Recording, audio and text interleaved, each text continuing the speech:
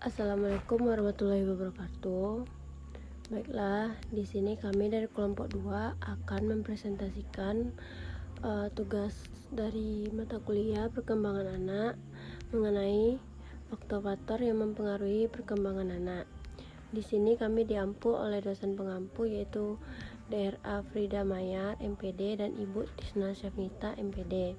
Dengan anggota kelompok, saya Dela Novita dengan NIM 22355002, rekan saya Utaria Prilia 22355010, Rahma Lutfi Azhari 22355007. Di sini untuk materi pertama mengenai faktor lingkungan akan disampaikan oleh Utari. Kepada Utari dipersilakan. 1. Faktor lingkungan. Dalam proses perkembangan anak, lingkungan merupakan faktor yang sangat penting setelah pembawaan. Lingkungan adalah salah satu faktor yang paling besar pengaruhnya bagi anak usia 4-6 tahun. Lingkungan mempengaruhi perkembangan anak usia dini. Lingkungan merupakan faktor yang berpengaruh terhadap perkembangan anak. Faktor eksternal terdiri dari dua macam, yaitu 1. Faktor lingkungan sosial seperti keluarga, sekolah, dan masyarakat. Yang kedua, faktor lingkungan non-sosial, yaitu sarana dan prasarana. Yang kedua, faktor keluarga. Perkembangan anak yang optimal seperti membangun sebuah rumah yang harus memiliki fondasi yang kuat. Keberhasilan tumbuh kembang anak dipengaruhi oleh faktor lingkungan, mulai dari lingkungan keluarga hingga masyarakat yang luas. Peran keluarga utamanya adalah orang tua sangat penting dalam membentuk lingkungan keluarga yang harmonis, penuh kasih sayang dan pengertian. Kondisi yang optimal di rumah, pemenuhan nutrisi yang cukup, dan interaksi antara orang tua maupun dengan anak yang sangat mempengaruhi perkembangan dan perilaku anak.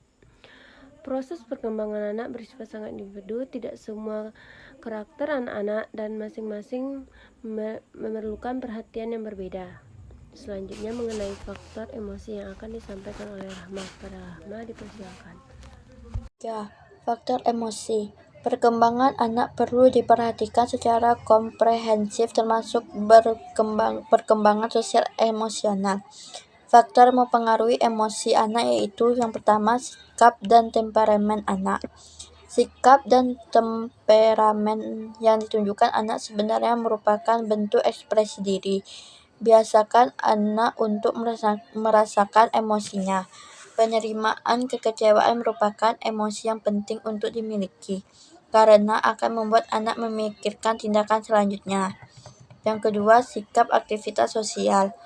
Tinggi rendahnya aktivitas sosial anak sebenarnya tidak menjadi masalah, asalkan tidak sampai pada titik ekstrim, seperti terlalu banyak atau terlalu sedikit bersosialisasi. Yang ketiga, contoh dan panutan dari orang-orang sekitarnya. Bagi anak yang masih banyak melakukan peniruan dalam proses pembentukan karakter dan pencarian jati diri, pengaruh orang tua dan orang lain di sekitarnya sangat besar. Faktor keluarga.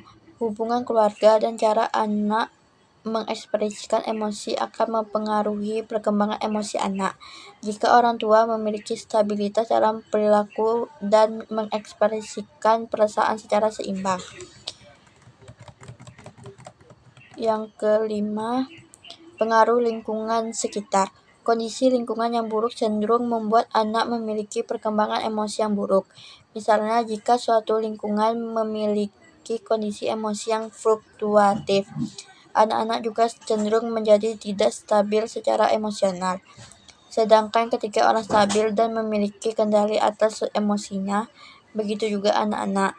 Ibu perlu tahu bahwa anak akan belajar mengendalikan emosinya dan mencoba beradaptasi dengan perilaku yang dapat diterima secara sosial. Yang keenam, kondisi internal anak. Kondisi internal anak juga dapat menjadi anak yang mempengaruhi emosi anak, seperti temperamen anak, keterlambatan perkembangan, dan gangguan kesehatan yang serius.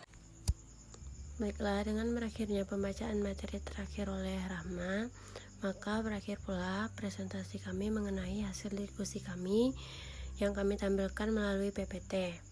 Jika terdapat kesalahan dalam penulisan ataupun pengucapan kami mohon maaf. Dan kami akhiri dengan wabillahi taufiq wa hidayah. Wassalamualaikum warahmatullahi wabarakatuh.